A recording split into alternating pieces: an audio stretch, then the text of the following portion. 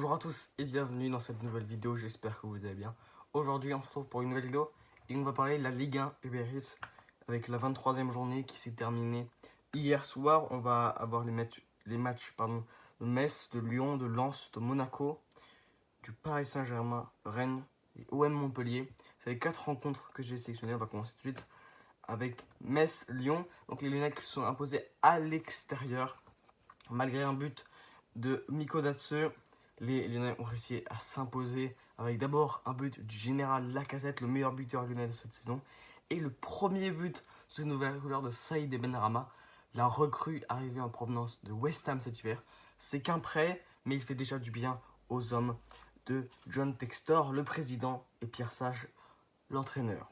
Ensuite, c'était la rencontre entre Lens et Monaco. La dernière fois qu'on avait eu cette rencontre, c'était un match de Coupe de France. Monaco s'est imposé 3-2 face à Lens à l'extérieur, donc au stade Bollaert. Et c'est exactement le même scénario, même score. Et c'était encore à Bollaert. Les Lensois qui ont sombré à la 92e minute avec un but du japonais Minamino.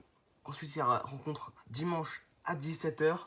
Un partout entre Rennes et Paris Saint-Germain. Un golasso tout simplement, un bijou exceptionnel d'Amine Gouiri qui d'abord dribble Danilo Pereira pour ensuite frapper extérieur du pied et tromper complètement Gianluigi Donnarumma le jour de son anniversaire. Mais Gonzalo Ramos, entré à la place de Kylian Mbappé, a réussi à provoquer un penalty qui d'abord a été refusé, puis un autre qui lui a été d'abord refusé, puis accepté et a transformé à la 96e minute.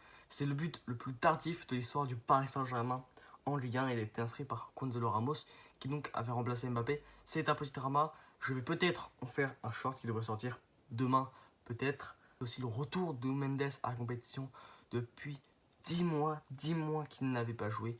Le Portugais qui, on rappelle, a été opéré à la cuisse en septembre. Et puis Marseille-Montpellier, les Marseillais menaient à domicile dès la 5e minute de jeu, mais ils ont très bien renversé le score avec un but de Ndiaye, un doublé d'Aubameyang et un but contre son camp de Sakho. C'est donc 4-1 pour les Marseillais qui grappillent des points. C'était la première fois qu'ils gagnaient un match depuis décembre en Ligue 1. Ça fait du bien et ça rassure les Marseillais. Les Marseillais donc prennent de la confiance avant le match face à Villarreal qui va être très compliqué.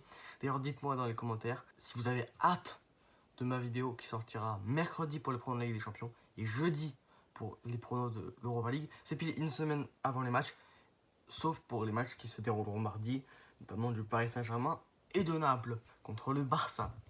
A très bientôt pour une nouvelle vidéo, c'était ActuFoot quotidienne.